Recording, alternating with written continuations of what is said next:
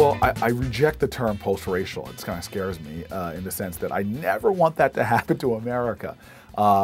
Let's not sanitize, homogenize, deodorize our country. Dear God, we're not a homogeneous country like Norway or Holland, nor do I want us to be. Not that there's anything wrong with that, but I want to be America. We are America because we have strong Italian communities steeped in who they are, Irish communities with the pride of that community, Korean, Mexican, Haitian, Nigerian. We are the United States of America, which is a wonderful collection of so many different races, ethnicities, and religions. And God forbid we ever get to a point where we quote unquote transcend our race. What makes America so rich, so powerful, so strong is our diversity. And I want to be a person that is who I am fully. I want to be a guy who's from New Jersey. I got my Jersey pride, blasted my Bruce and my Queen Latifah. And, but I also want to be a guy who's a Christian. I don't want to, that shouldn't be something I should have to apologize for. And I want to be a black guy, you know. I'm an African American that comes with a certain culture, from the food I ate to the music I listened to, my father's, you know, Charlie Parker records or Earth, Wind and Fire. All these things that are part of the African American experience and culture, I want to luxuriate in them. I want to enjoy them. I want to be proud of my background and the heritage and my heritage's contribution to this country. But all of those things ultimately are a portal for which us to all, if we truly are rooted in who we are, we eventually emerge to a deeper understanding of humanity, a more textured, a more rich understanding of our true commonalities as a people. And this is what I found out with Shmuley in England.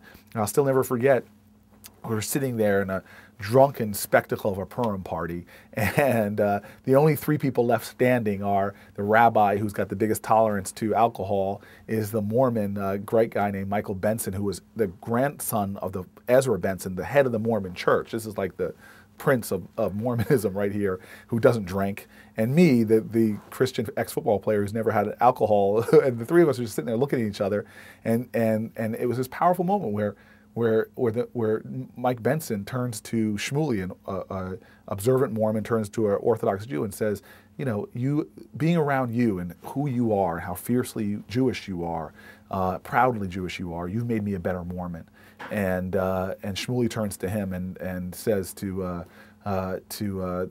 Michael, it says, you know, being around you has made me a better Jew. And I turned to both of them and said, hanging out with you guys has done nothing for my love life. But the reality is that's what the great thing is about America. The more we understand each other, the more powerfully we celebrate our cultures, I think the tighter our bonds can be, and the greater we bring out the power of humanity. So let's not have my generation of Obamas or Adrian Fenty's or Arthur Davis's or Harold Ford's, these young African-American guys who are coming along. Let's let them never symbolize the transcendence of race. If anything, it celebrates that our country is becoming a place where all cultures, all ethnicities can get into the center of the arena and fight for a better America. But the thing that you said about, at the end of it, though, is this idea that we're beginning to heal the racial pains of the past, that we're beginning to address the racial disparities of the past.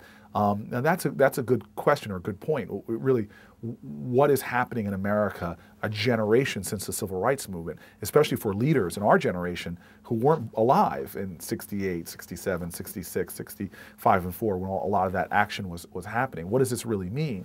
And the first thing I say is, you know, looking at Obama, you know, a Harvard-educated lawyer, or Arthur Davis, another Ivy League lawyer, or Harold Ford, another person with great professional credentials.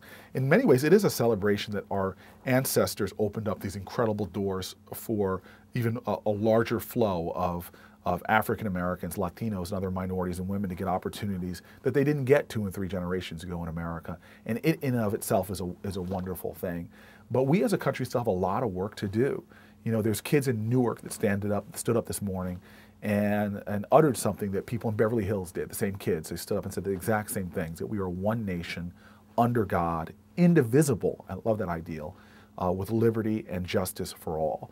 To me, those words are still aspirational. We haven't achieved them yet. You don't have to go far to see disparities. You can challenge anybody, and I've done this in audiences all the time. I said, you know, everybody here knows who JonBenet Ramsey is and Natalie Holloway, privileged girls who happen to be white, who were murdered. And it became national scenes. But in cities like Newark, there are unsolved murders of black children that don't capture the same kind of national sensation.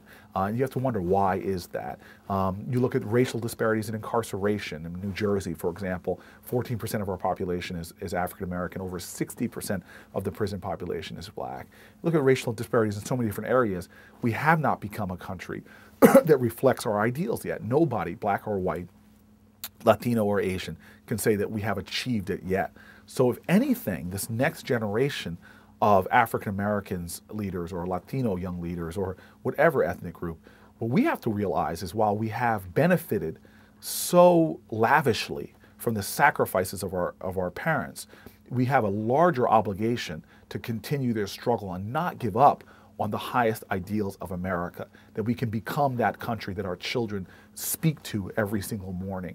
And that is what excites me most, is that you see a guy like Barack Obama or whomever expressing that unbelievable commitment, that same kind of fire, that same kind of hope and optimism and belief that we can be this nation that, as King would say, I've been to the mountaintop and I could see the promised land, that we will get to that promised land.